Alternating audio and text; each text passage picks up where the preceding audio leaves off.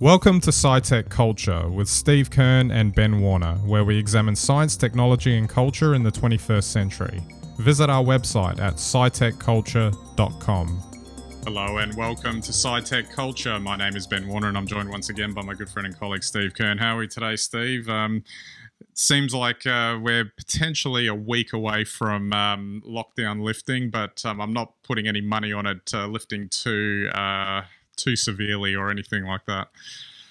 Well, that's it. It's spring. I don't know what it's like in Melbourne, but over here it's definitely spring. So, and our restrictions are really being unwound. Of course, we still have the border restrictions, but internally as a state-based population, we're not too bad. And certainly, let's hope that Melbourne can, or Victoria as a whole, can get those numbers down to whatever they're required to and get back out there. Yeah, it might be something we can touch on the next time we catch up once they announce a bit more about that in the coming days. So watch this space.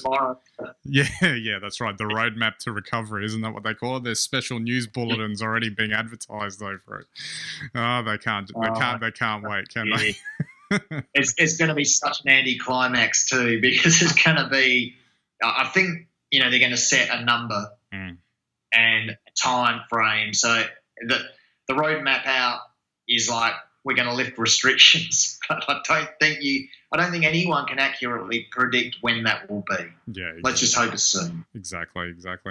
All right, so just a quick story to begin with, and touching on or sort of a coda, I guess, from the last episode that we did about Google versus Australia, and I think we did touch on Facebook recently in that episode as well, I should say. And yes, it looks like they're threatening to pull news from its Australian sites. Basically for similar reasons that Google was threatening to do it as well, and that basically they're being impacted in the same way, like they're effectively going to get taxed, I guess, for or charged for running news content out of Australia. And it's interesting that they're, where that goes and how their interpretation of it, but they seem to be going down the same path. Well, look, I'm really torn on this because I think, while the sentiment is correct, I think the idea is kind of wrong. And I believe that traditional media had 10 years to sort this out. And now they want the government to come in late, or the government thinks that they can legislate late after something's already happened and change everything. So I think it's a complete mess. However, if Google and Facebook want a threat, do it. Well, don't even wait. Just take news off now. Let's see how well Google and Facebook go when they do that. I don't think it's actually going to be a bad thing, and probably no one's even going to notice. Exactly. Well, I think we did touch on that last week. I think that there's no good players really in this whole. In this whole discussion, but we'll wait and see what happens if and when they actually pass the law.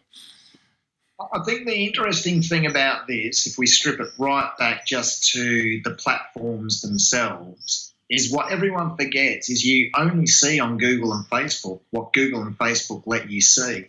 So if they take the news away, and they take some stories away anyway, they'll deny it, but they have already done that, then the reality is you don't see it, and then it's not news. And, of course, some would argue that those social channels distort the news through their sharing and the way that the news can be portrayed on those platforms. So I can't actually see it being a bad thing. If people really wanted news, not news just served to them for the purpose of whatever the serving comes with, i.e. advertising, then people will go and seek news. But, the reality is I'd love to see them do it. Will be interesting to see nonetheless. All right, let's move on to our main topic for the day, foldable phones, which I think I can't recall if we covered the first Galaxy Fold, but regardless, we've got the second one now that's now come out. And I still remember laughing at the first Galaxy Fold, and it's not to be negative. I think it's a fantastic idea, but gee, it didn't work very well. Well, according to this second generation of phone that's come out, they've radically overhauled the much maligned hinge that was causing the problem last time. But that because they needed to. Yeah, it's like, get it right the first time, guys. But what's interesting, I guess, in this overall discussion is not only was that launched, but there was also Microsoft launching, or I guess it's not out to buy yet, but it will be shortly, the Surface Duo, which is a different interpretation of a foldable device. I don't know if you'd really call it foldable, it's more book-like because it's got the... I guess a 360 hinge, which lets you, turn it into any configuration. And it's a bit harder I mean, we can get into it shortly, but the Fold seems to be trying to be a phone in a certain configuration, a tablet in another, whereas the Surface Duo is really just a dual screen tablet. But it's got the ability to fold over, so you could, I guess, hold it as a phone as well. And it's just, I guess, a different interpretation of how to, treat these devices and how you would use them. But it would seem to be still, like, to me, the form factor seems to lean towards more tablet use for me anyway. Look, this is an idea that was an idea 15 years ago, and to me it's kind of, and I'm not knocking it because I like the idea, but I think its relevance today is maybe limited. And this is just like a dog with a bone. We said we'd have a foldable phone back in 2003, and we're still working on it for you. Well, in 17 years you haven't made it work. Maybe it's time to shelve it because devices have moved on. You don't need a phone that's a tablet anymore because you've got a phone and a tablet already.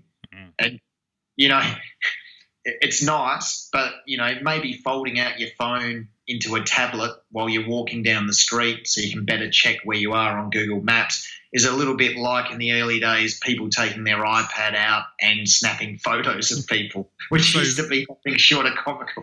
Well, which they still do, it would seem. The interesting thing with looking at these two things, I guess the Surface Duo is a bit better in this regard because it's literally thinner when folded.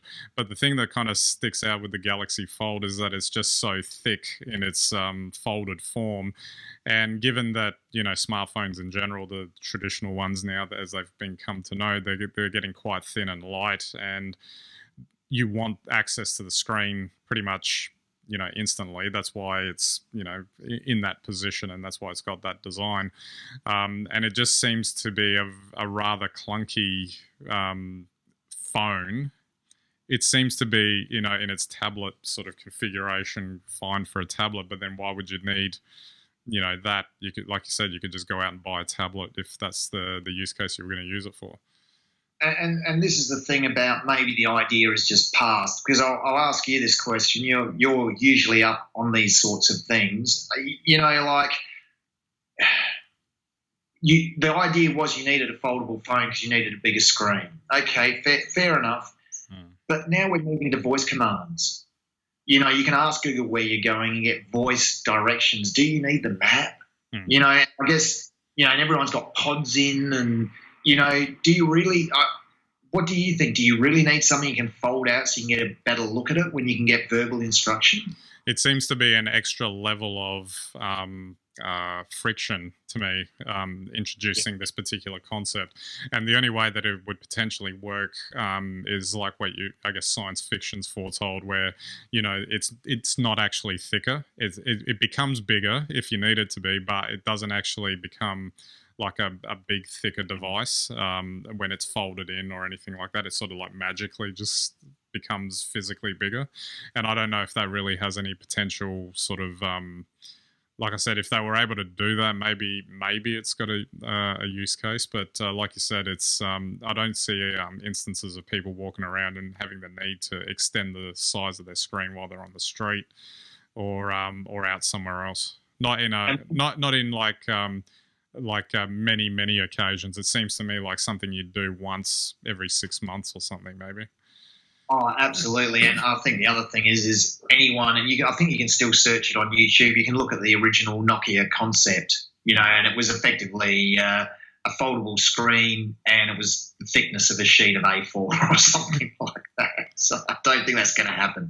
The other thing that's also a barrier with these sorts of devices, and again because they're still in their first generations, I guess, is that they're just so expensive. So I believe the Galaxy Fold is $2,000 US, which that's hefty. The Surface Duo is $1,400. So it's a lot of money for a new device that's kind of unproven in a way, untested in not so much from the gimmick point of view, the theory point of view, but just the day-to-day pragmatic use of such a device. You can buy yourself a phone and a tablet for that price. And I mean, I would like to know what Samsung are thinking, because effectively that's up against the Galaxy Note. So I don't know. Good luck. So it's pushing the boundaries. Oh, absolutely. I mean, and just on that, the Note Ultra, that new one that they released with the pen and everything, seems far more. It's funny. It seems like it's far more closer to a phone/tablet than what the Galaxy Fold is, because it's got that balance between like a huge screen, but also that smartphone sort of design. Right. And so the use case is, other than them going out and saying, "Oh, we can do this," so we did, and they have, and now we have it, and so it just becomes an interesting curiosity. Oh, yes. Well, as I said, we've all seen people taking photos and trying to make calls on their iPads, and I just think it's comical. So out of the two, do you think, do you have did one jump out of you as having a preference? Do you have a preference for either one? Or? I think the Surface, for the reasons that you've said, I just think it's a little bit sleeker. But looking at them, I did actually think the thickness of the Samsung must be so it can't break this time around. So the Samsung's probably really robust. But, who wants to carry a house brick in their pocket? Yeah, well, didn't we do that in the late 90s when the phones started coming out to begin with? We did, but, I don't know. Does anyone really want to go back to that? I mean, let's face it, the foldable phone is really just a modern clamshell. Does anyone really want to go back to that? Yeah, exactly. And that's why I think, even for me, if I was looking at both of them, the Surface Duo kind of stands out as something that's potentially a little bit more interesting in terms of what it could be used for. And also because I guess it's got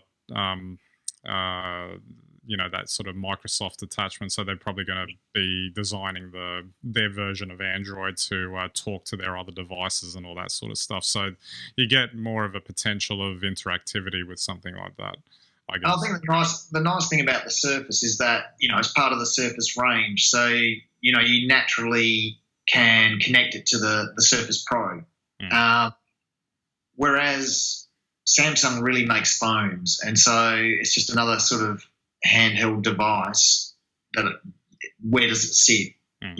So I think Samsung are probably pushing the limits of the technology and trying to make something that they can sell, but as I've said, I really just don't know if there's a need for it. Well, just on that, and maybe as a final point to wrap it up, is where this is going. I think we've spoken in years past about the smartphones effectively become the device for everyone, and then it becomes, well, what's the next thing? Not so much the next phone, but it's like, what is the next device that replaces everything? We used to have the PC, the computer as the center of that. The phones become the center of that, and it may just be that it's going to take quite some time still before that next thing becomes a reality. And not just an in theory concept type idea, the idea that it actually has practical world case, a case for it to be used in the real world. Exactly, and I think that's, we've seen the PC tower magically just disappear. I mean, we knew it was going to happen, but nobody made an announcement. It's just gone. So now, and I think we've seen it with some of the devices, certainly with what we've seen with the iPads now, an iPad, a monitor and a keyboard, you're there. So I really think that's probably, in my mind, why you don't need a foldable phone. You probably need a tablet, and you probably need a phone. So you either have a tablet or a laptop and a phone, and I think that's pretty much where it's going. Absolutely. And just, all jokes aside, the whole Mac Pro thing we said before we got on, for your $100,000 tower, I guess you can get one if you want one, but it's going to put a massive dent into your credit line.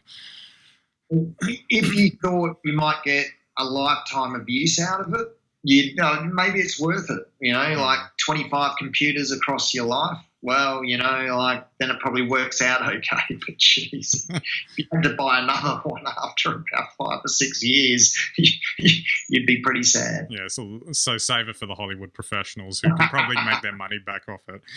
All right, Steve, we might wrap it up there. So don't forget our website, SciTechCulture.com. You can get all of our links and content there. You can subscribe to our YouTube and Vimeo channels, our RSS feeds, and watch us on and listen to us on any and all of your devices. And we greatly appreciate your visits to our website. All right, so that's it for this episode. We'll catch you next time.